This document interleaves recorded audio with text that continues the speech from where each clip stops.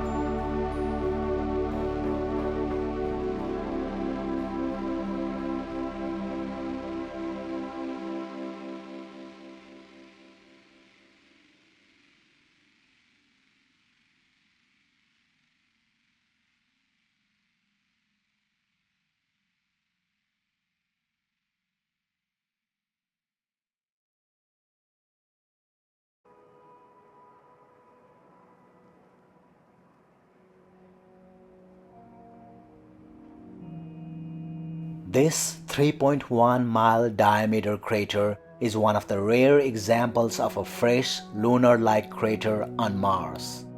The impact crater formed in the Tharsis region, which is the volcanic region on Mars that harbors the great Olympus Mons volcano.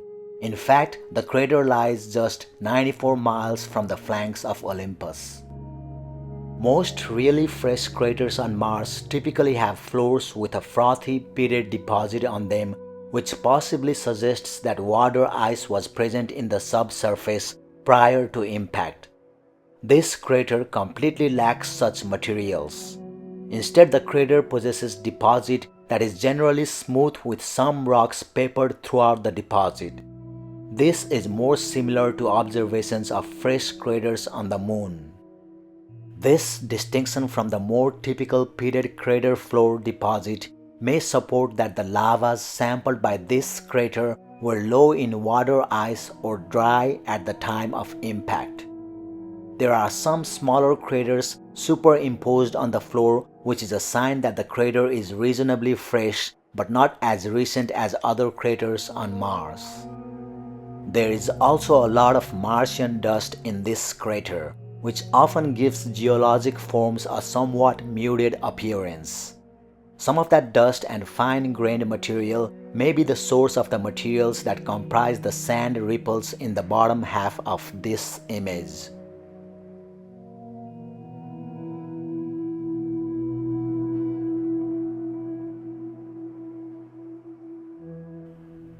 Billions of years ago, Mars was home to abundant water, and its Gale crater contained a lake.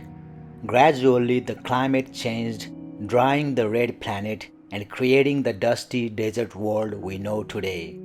However, new findings have shown that water was abundant in Gale crater long after the planet was thought to have become dry and inhospitable. Using data and images from Mars rovers, researchers have found clues such as deformed layers within a desert sandstone that they argue could only have been formed by water. And while they agree that water was present, they are uncertain whether it existed as a pressurized liquid, ice, or brine. The water might have been pressurized liquid forced into and deforming the sediment, frozen with the repeat freezing and thawing process causing the deformation, or briny and subject to large temperature swings.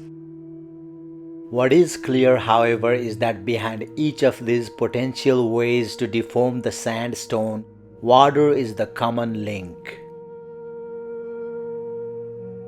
Curiosity has been exploring Gale Crater and Mount Sharp since 2012. Mount Sharp was built in layers, first by incoming lake and river sediments, and later by desert sediments and winds during Mars's supposed period of drying.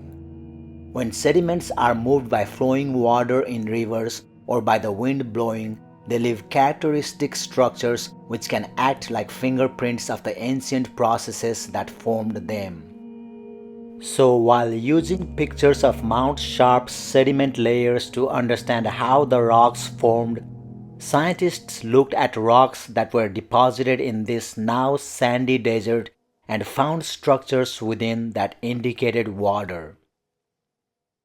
As curiosity climbed the mountain, it encountered increasingly younger rocks deposited in progressively drier environments.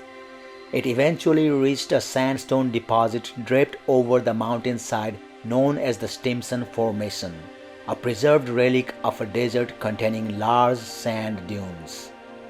The images collected there revealed that the formation was deposited after Mount Sharp formed during Mars's period of supposed drying. They also revealed that part of the formation called the Fioraca structure seen in this image contained features that had clearly been influenced by water. While the wind usually deposits sediment in a very regular, predictable way, it was found that these wind-deposited layers were contorted into strange shapes, which suggests that sand had been deformed shortly after being laid down. These structures point to the presence of water just below the surface. So the layers of sediment in the crater reveal a shift from a wet environment to a drier one over time, reflecting Mars's transition from a humid and habitable environment to an inhospitable desert world. But these water-formed structures in the desert sandstone show that water persisted on Mars much later than previously thought.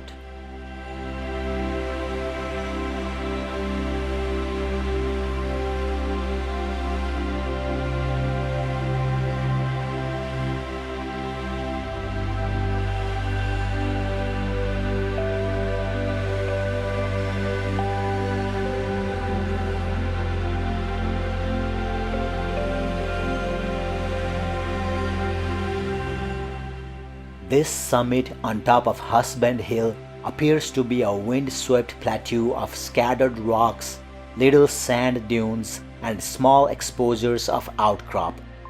The breathtaking view here is toward the north, looking down into the drifts and outcrops of a valley that the Mars rover was not able to visit during its climb to the top of the hill.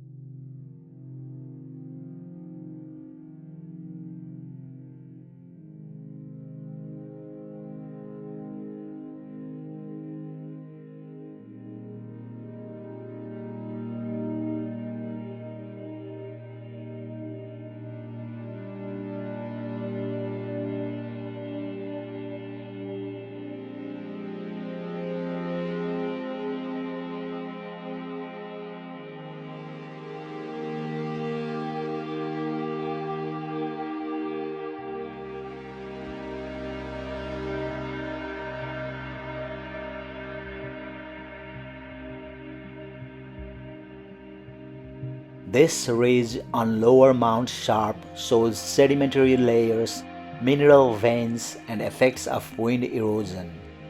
The rocks making up the lower part of the ridge are characterized by distinct horizontal stratification with individual rock layers of the order of several inches thick.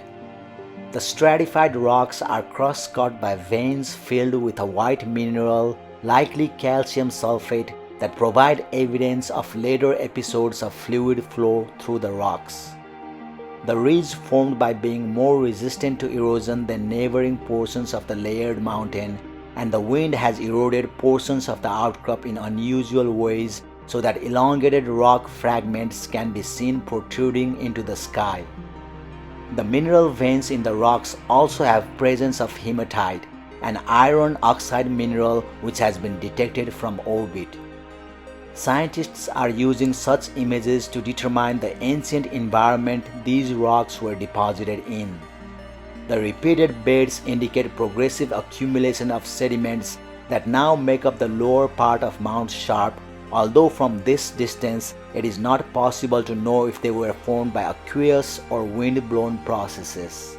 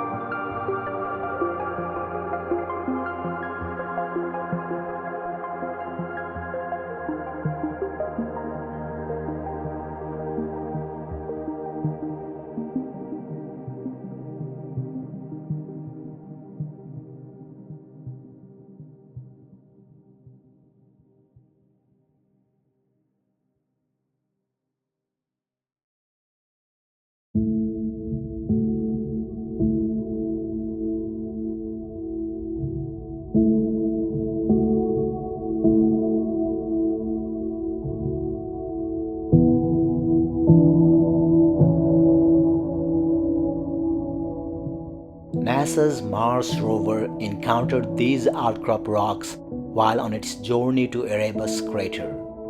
The rocks display a clear pattern of cracks as well as rind-like features seen as a light shade of blue to olive in the image, coating the outcrop surface. Prominent in the image are two holes, one on the rock and one on the rind, drilled with the rover's rock abrasion tool to facilitate chemical analysis of the underlying material. The reddish color around the holes is from iron-rich dust produced during the grinding operation.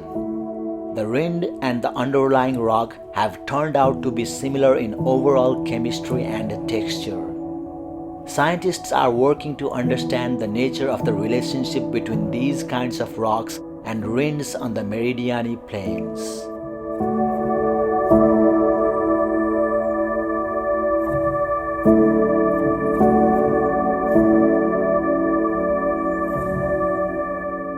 This view looks downstream of the dune-filled Neretva Valley's river channel, which fed Jezero crater with fresh water billions of years ago. Mount Washburn is to the far left, about 660 feet away. Approximately quarter-mile wide with sand dunes and ripples, Neretva Valley is at the center of this view. Prior to entering the channel, Perseverance rover had driven for several months along a boulder-filled route just beyond the camera view on the right of this panorama. Perseverance's ultra-high frequency antenna is also visible right of center in the foreground.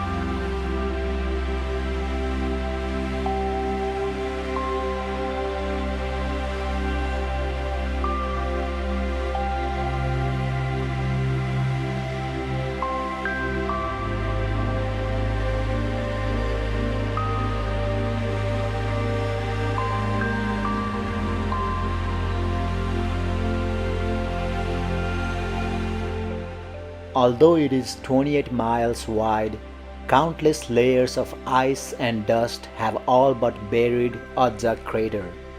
The crater lies near the edge of the northern polar cap, and only the topmost edges of its crater rim rise above the polar deposits to hint at its circular shape.